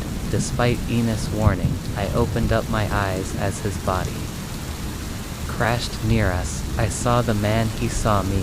Blood leaked out from dozens of slices across his arms and face. There was a burn mark on his back, and his skin sizzled. You could smell the stink of cooked meat. I think about what went through his brain. At that moment, an unholy monster was chasing him, threatening him. His life was on the line. Hayes just suffered traumatic injuries. Then he sees a strange man hiding under his bed, with the woman he planned to use for some ungodly, horrific ritual before. The chaos of the moment returned. He had to think, what the hell is going on here? Who the hell are you? The man attempted to stand, but a scaled-covered hand seized him in an iron grip. He struggled, yelled, pleaded, but he couldn't break free. The creature let out another choir's worth of screaming voices, and dragged the man toward the closet by his hair. The man screamed at us to help, but we didn't move an inch. Have mercy, please. I have a family. This isn't right. Please. I glanced at Inez. She was stoic. I wondered if the man had felt the same indifference when he abducted and beat her. Each time the demon's cloven hoof hit the carpet, it ignited the fabric, little fires everywhere. The man screamed as the closet door slammed closed behind them. The next sounds we heard were the snapping of bones and the dying screams of a condemned man. Let's go, Inez said, shimmying out from under the bed. Don't have to tell me twice. Several of the smaller fires had coalesced into a larger blaze. The house was a goner. The flames blocked the doorway to the stairs. Inez held up her hand to shield herself from the heat, but it was in vain. She turned to me, eyes pleading. "What do we do? I got this," I said. I dashed to the window and knocked out the remaining. Broken glass smoke poured out into the night air. "Come on," I yelled. "Climb down the drainpipe. I have a car nearby." Inez nodded and nearly leaped out the window. She moved down the drainpipe so quickly, I lost sight of her. Almost instantly, I climbed out the window and stopped to look back. In the black smoke filling up the room made seeing anything impossible. I felt my tool bag strapped to me. I reached in and found the brooches I stole. Holding them up to my face, I could see dozens of little fires reflecting off their surfaces. Without giving it a second thought, I tossed everything I took into the house. I didn't need a curse following me. "Hurry, please, the firemen are coming," Inez said. She was right. Fire and police, probably I didn't want to be here when they arrived. I can't imagine Inez had any desire to stick around any longer as well. Once I was on the ground, I helped her climb the outer fence and clambered over after her. As we hit the ground, I saw dozens of neighbors coming over to watch the show. None of them seemed to clock us. I grabbed Inez's hand and led her into the darkness, away from any potential witnesses. We walked the 3 blocks to where I had stashed my car. The neighborhood was alive with the approaching sirens and burning mansion. Inez sat down on the curb, put her head in her hands and sobbed. I wanted to comfort her but wasn't sure if I should. "Are you okay?" I finally offered. "No," she said. "But when is life ever okay?" I laughed. "Got me there," she spat toward the mansion. "I hope his soul rots in hell. I'd say he got what he deserved." I had so many questions for her, but didn't feel like now was the time for them. Well, there was time for one, even if I wanted to avoid asking. My mouth just went for it. "How did you do that?" "The demon." I nodded. "I prayed for it." "But you were praying to God, right?" I said, confused. "I prayed for revenge," she said, standing, and something finally hurt me. "Did you promise it anything? Do you owe it your soul or something?" She gave me a weak smile and wiped away her tears. I would never get that answer. She softly touched my shoulder, nodded her head in thanks, and started walking down the street. I wanted to call out, to offer her a ride somewhere, to ask her those 100 questions, to offer her help. She didn't want it, didn't need it. She operated on a level that was higher than I could even conceive, dabbled in things I couldn't imagine, dark things, things I didn't want to imagine ever again, despite my curiosity. I didn't follow her. She needed peace, solitude. A thought came to me in that moment: when you've got what you came to get, you leave. That was Dad again. He was talking about breaking and entering, but I couldn't help but feel like it worked now too. We both got our freedom back, a second chance we thought we'd never get. When you got what you came to get, you leave. Thanks, Dad.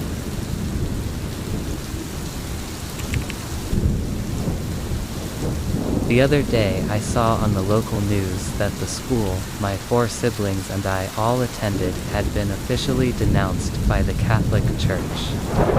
My mind, like I imagine many of yours might, immediately went to a pretty gross and depressing place. I'm sure many of you have seen Spotlight or ICNO lived through the 2010s.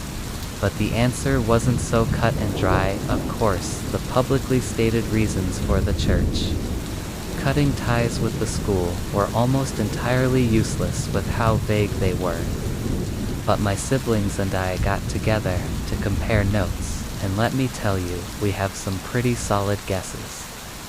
Growing up Catholic, it's incredible the sort of things you accept as normal parts of daily life. I'm more or less Catholic to this day, with the exception of my stance on a few hot-button political issues. But if you break the belief system down and try to explain it to somebody who grew up with any other religion, or especially no religion at all, it sounds pretty disconcerting. Yes, we adorn our places of worship with images of a bloody corpse nailed to a pair of sticks. Yes, drinking his blood and eating his flesh helps get us into heaven. No, that's not cannibalism, you just don't get it now. Combine that with the fact that there are Catholic schools that teach impressionable children these principles in between telling them what fractions are and who Abe Lincoln was. When those are your baseline beliefs, it's not such a stretch to imagine that an authority figure could slip a few really bad ideas in there. Catholic schools are small ecosystems, often with 30 kids or fewer to a grade. My kindergarten class had only 20 students in it, and I was the only one who hadn't gone to preschool with the rest. I remember being so scared on my first day that I begged my mother to stay when she dropped me off. That didn't do me any favors when it came to making friends. But of course kids forget quickly, and by the end of the week, I had a tiny group of weird little friends. Who would have taken a bullet from me, or at least a detention? My best friend, to this day, Luke, was among them. Luke was incredibly brave and considerably stupid, a lovable but dangerous combination. He was a perfect complement to me, an absolute wimp. With maybe slightly above average intelligence, we leveled each other out. He would go on to drive all the girls crazy later down the line. I guess they saw some kind of appeal in his mop of soup-colored curls and White Walker blue eyes, though I couldn't tell you why. Luke, if you're reading this, I hate you, you dumb prick. I can't believe I gave you your own paragraph. Screw you, you goddamn himbo. Back to the story. I've been made to understand by non-Catholic friends that my school wasn't all that different from a standard American public school, with the two key exceptions. One day out of every week, we would go to Mass instead of our first class period, and one of our core subjects was religion. Our religion class worked a lot like history. But instead of learning about the founding fathers, we learned about the events of the Bible, pretty standard stuff. My third grade teacher, who I'll just call Mrs. P, was exactly the kind of lady you'd expect to work at a place that pays even less than a public school for strictly ideological reasons. She was Ned Flanders in a female body. I remember quite liking her, actually. She had built a reputation in the school as the one teacher who truly never raised her voice, no matter how much the kids may have deserved a good scream. That kind of composure made her seem trustworthy, even more so than the other teachers. She seemed to take an interest in me specifically, and I was never sure why, until she told me how much I reminded her of her own son when he was younger. I hadn't done anything to earn her attention, but still, it really made me feel special. Mrs. P had the unenviable task of teaching the first year of religion to her students. Most of us just zoned out completely when we went to Mass, so our understanding of our faith mainly hinged on the cultural staples that even most non-Christians know. Mrs. P was basically our first exposure to the Old Testament. She had this collection of illustrated children's books telling basic stories from the Old Testament, like Noah's Ark and David and Goliath. For the more serious stories, however, there were no books to read, and certainly no illustrations you would want to show a first grader. The main one that sticks out in my mind was the story of the golden calf. For those of you who are unfamiliar, this story follows the Israelites shortly after being freed from Egyptian slavery by Moses. Despite Moses trying his hardest to keep them on track, the Israelites constructed a statue of a calf out of gold and began to worship it as their new god. When Moses comes down from Mount Sinai, where he was transcribing the 10 Commandments onto stone tablets, he saw them worshiping this false idol and gets so pissed that he smashes the tablets, grinds the golden calf into a powder, and has the tribe drink that powder with water. Luke was always the sort of kid that would argue with a teacher when the opportunity arose. He thought it proved that he was smart. He never caught on that nothing would prove he was smart, because to this day, Hayes still an idiot. Love you, Luke. So when Mrs. P finished with the story of the golden calf, of course he raised his hand. Mrs. P, if the real God just sent a bunch of bugs and frogs, and opened the ocean for them, why would they even think another God was real? Where'd they even get the idea? Did somebody just make it up? And why would they choose a cow? That last part got a bit of a chuckle out of the class, including me. It's interesting how some animals are just funny to kids. Once we quieted down, Mrs. P responded in a way that nobody was really expecting. Well, they didn't make it up. Luke the calf was a real god. His name was Ball. The whole class stayed quiet after that. She continued, when we call him a false god, it doesn't mean Hayes a lie. False can mean that, but it can mean other things too. Have you kids ever heard of dentures? The whole class nodded. Well, some people call those false teeth, but that doesn't mean they're made up, does it? It just means they were made by people. Our little kid brains tried desperately to put together exactly what she was getting at. I didn't even raise my hand. Just blurted out the question that everyone else was getting. Two people can make a god. At that moment, I think she must fear realized we were a bit young for this particular concept, because she literally said, "Oh, would you look at the time?" We all went to lunch. By the time we came back, our school's pastor, Father Gabriel, was waiting for us alongside Mrs. P. Everyone got the immediate sense things were about to get serious. "Have a seat, children," Mrs. P told me. "You all were a bit confused with your lesson today. I'm here to help." Needless to say, his explanation was far from helpful. Even calling it an explanation is a bit of a stretch. When you have a classmate who's a bad influence, someone who's trying to get attention, what do? The class tattletale named, and I'm not joking, Ernest immediately raised his hand. We ignore them. Very good. Earn the same goes for things like what Mrs. P just told you all about.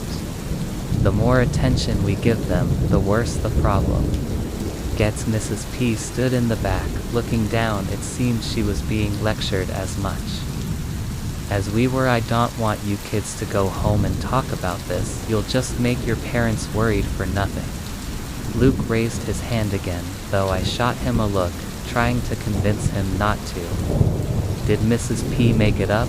Mrs. P looked uncharacteristically angry, like she was ready to dole out some traditional Catholic discipline. Father Gabriel jumped in.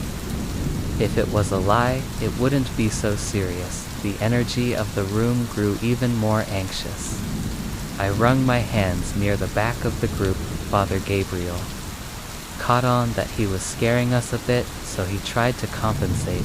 "But listen to me ramble on. You kids still have recess to go to. Have a good day, and may the Lord be with you." I think Mrs. P got the message, because the rest of the year went by without incident until the last week. It's important that I explain a couple of things before I get into the next story. First of all, in Catholic doctrine, the Eucharist, or the little wafer and wine you receive at Mass, are the real body and blood of Christ. They are not symbols. The Church teaches that when the priest consecrates them, they become the same spiritually and literally as a piece of the Messiah's actual human body. Second, when you go to Catholic school, the coolest pastime you can possibly engage in is blasphemy. It's how you express real rebellion. Regular class clown antics just don't cut it. So while Bart Simpson was content to saw the head off of a statue, my buddy Christian had some more inventive schemes. Christian was basically the second best friend to both me and Luke, this rascally little red-haired bastard who reinforced almost every stereotype about gingers. Somehow managed to be incredibly endearing most of the time. He would have been on the same level as us, but honestly, We were afraid to spend too much time with him. He was constantly pulling stunts that would have proven cataclysmic if he were caught. I say that as if he was never caught. He was constantly, I swear. He spent more time in the principal's office than he did the classroom. One day, he sat down next to us at lunch, sneaking up with his eyes darting around like a dealer from an anti-drug PSA. "Guys, I've got something." "What the hell are you talking about?" said Luke, who was dipping his toe into his "I curse a lot" phase. "I'll let you see, but we've gotta be careful." He pulled a thin wafer out of his pocket. I stiffened up immediately as that I didn't finish the question lest I received the answer I knew was coming. I pocketed it at mass wide. "You do that, you're such a dumbass." Luke was on the same page as me. At least, what do I do with it? For once, Christian seemed as scared of what he had done as we did. "How should we know?" I said, scanning the room to see if any teachers had caught sight of the sacred contraband. Luke got a twinkle in his eye. I knew that look. He had a stupid idea. "I dare you to put it on your mac and cheese." "No way, Nuhu chicken," said Luke, with his trademark shitty-ating grin. "Shut up, Luke." Buko. Surprisingly, Luke's half-his chicken impression was all it took. In a huff, Christian crumbled the body of Christ into little bits and used it to garnish his lunch. I reluctantly stood guard to make sure no teachers saw what he was doing, and no teachers did. I neglected, however, to keep an eye on the other students. As it turned out, good, all Ernest had his beady little eyes trained on us the whole time.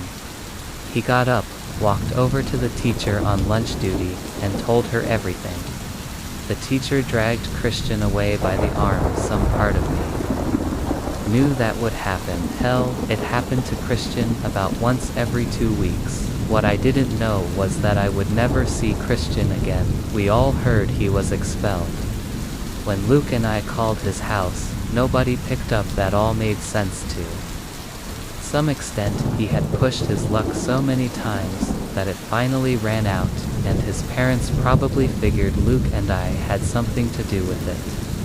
What didn't make sense was that Christian's parents still came to Sunday Mass every week. Christian didn't at the time. My parents told me that they probably didn't bring him anymore because of his past Antichrist behavior, but as any good Catholic knows, even being the spawn of Satan won't get you out of going to church. That's all the ground I've covered with my siblings so far. I'll post again once I've done some more digging.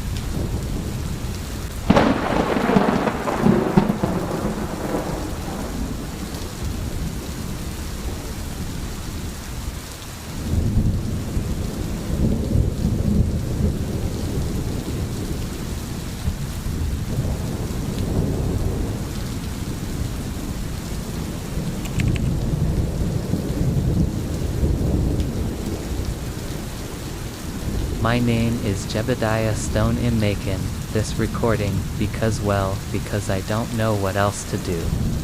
I'm hoping maybe someone out there somewhere has seen what I've seen, and can maybe tell me I'm not going crazy. I've lived on this ranch my whole life. Just like my daddy and his daddy before him, we've ranched this land since Texas was still a republic. My granddaddy taught me how to read the clouds, how to know the land so well you could feel it token to you through the soles of your boots. It's a language of its own, rustle of mesquite, the lowing of cattle, the sounds of the night. Or at least it used to be. That's where this all started. Not with the lights, not with the things I found in my fields. It started with silence about 3 years ago. The coyotes just stopped singing one night. They were yipping and carrying on like always. A rowdy choir spread across the plains. The next, nothing. The whole prairie went dead quiet for a few nights. I'd sit out on the porch after sundown, my coffee getting cold in my hand, just listening. The silence was so heavy, it felt like a physical weight.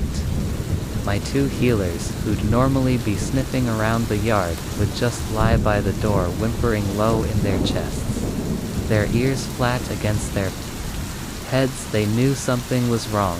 The crickets were gone. The birds didn't sing their morning song the next day. It was just dead air. Like the whole world was holding its breath, waiting for something awful to happen. At first, I chalked it up to the way of things. Nature is mysterious, but what I found a week after the silence started, well, that's the real reason. In Macon, this recording, it was a Tuesday. I was out in the truck checking the fence line out by the North Stock tank. It's rugged country out there, all gullies and rock. I saw a dark shape down by the water, figured a heifer was just lying down in the shade. But she didn't move. As my truck rumbled closer, my stomach tightened a bit. I got out my rifle in hand, just out of habit, and walked over. It was one of my best Charolais heifers, and she was dead. My first thought was just a weary sigh, another loss to tally. But as I got closer, I saw it. The scene was wrong. I circled her looking for tracks, cougar, wolf, bear, anything. Leaves, tracks, there was nothing, just my own boot prints in the dry dust. Then I saw the body itself. There was no blood, none. The ground around her was clean as a preacher's collar, not a drop spilled, but her tongue had been cut out right at the root. Her udder too, both gone. My stomach turned. I've seen what predators do. It's a messy, violent business of tooth and claw.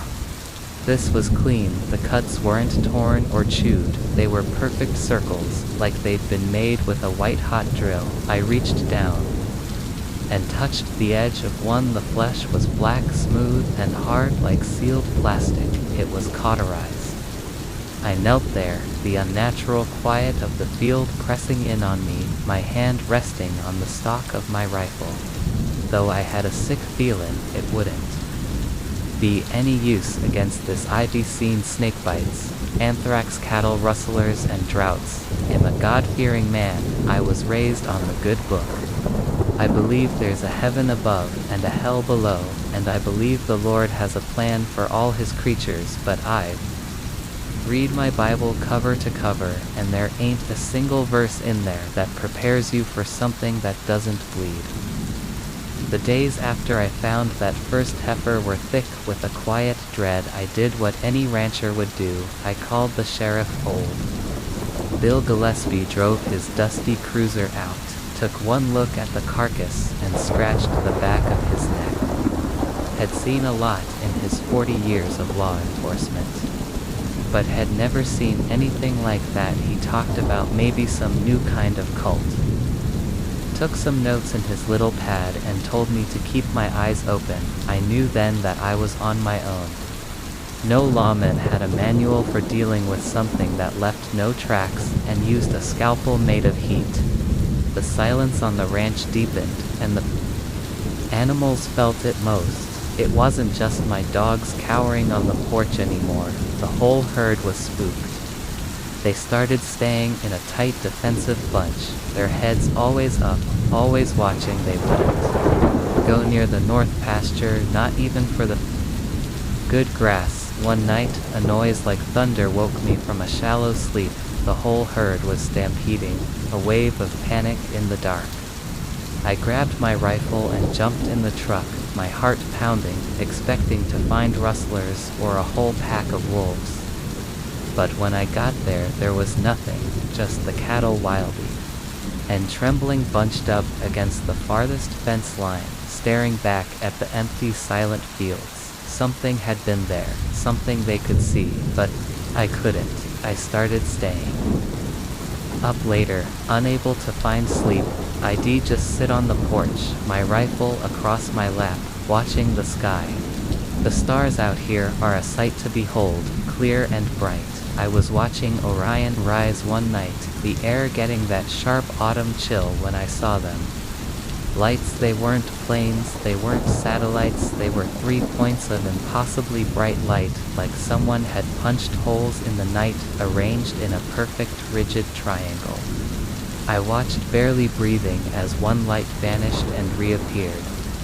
Instantly, a few miles away, there was no streak, no travel time, just gone from here and there, in a blink. Then, as one, they began to move. They pulsed a soft, sickly green glow, and shot across the sky, at a speed that made my mind ache. They made a perfect 90-degree turn, a maneuver that should be impossible, then accelerated, straight up, and vanished from existence.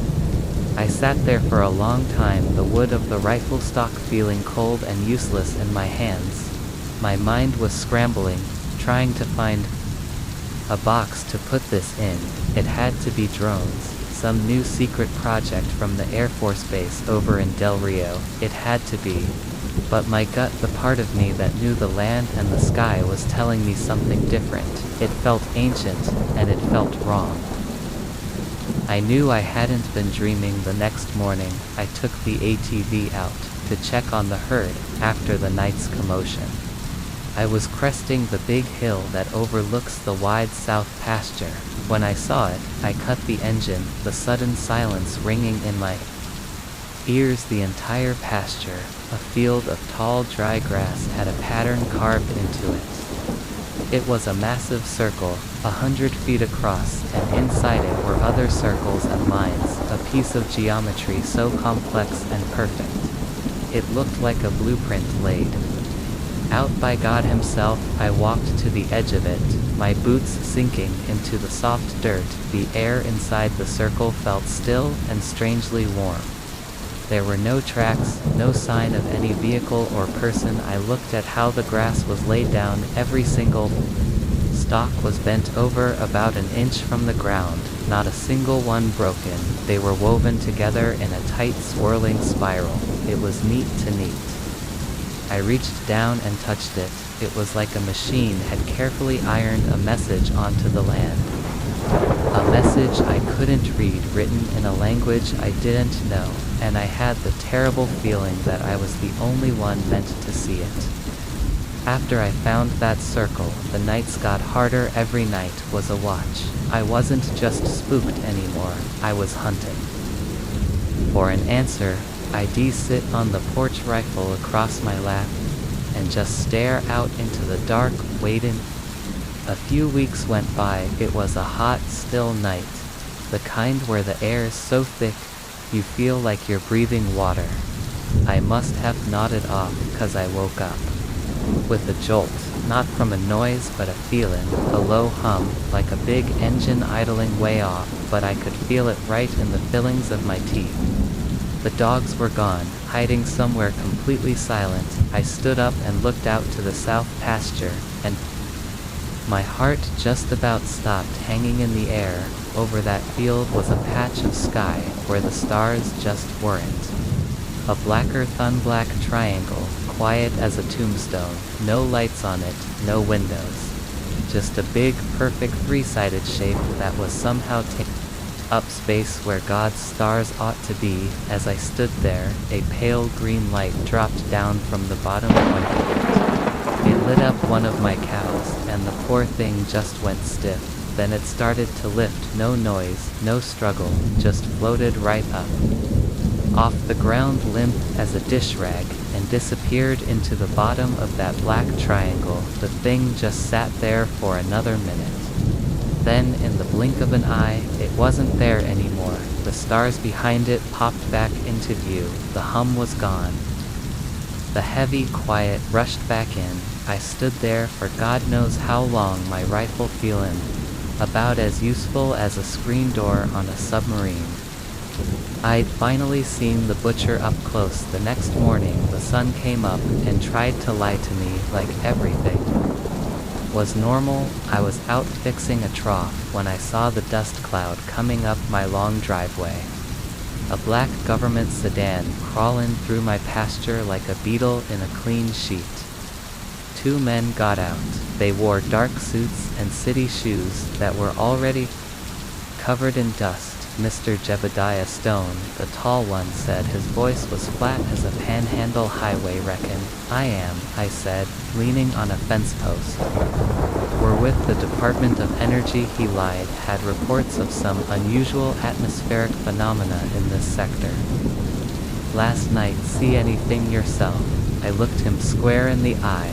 I thought about the black triangle and my stolen heifer. I knew right then, looking at these fellas, that they weren't here to help me find a lost cow. They were here to see what I knew to keep me quiet. Can't say I did. I said slow and easy. Was a quiet night, nothin' but stars. The two men just stood there. The tall one gave me a smile that never touched his eyes. It was a look that said, "We know you're lying, and you know we know." "All right then, Mr. Stone," he said. "Thank you for your time." They got back in their car and drove away. I watched their dust trail disappear, and a different kind of fear settled in my gut than a cold one. It wasn't just strange critters from the sky I had to worry about now. It was my own kind too, and I was standing right in the middle of it all. Original recording hereafter. Those men in the black suits drove off. Life got quiet again, but it was a different kind of quiet, a heavy kind. I felt like I was being watched, even when the sun was high and bright. The big crazy stuff stopped for a while. No more circles, no more visitors, but the wrongness of it all that stayed. It sunk into the dirt like a bad rain. The seasons turned weeks, months. It's been about 3 years now. And little things started happening on a dead still night.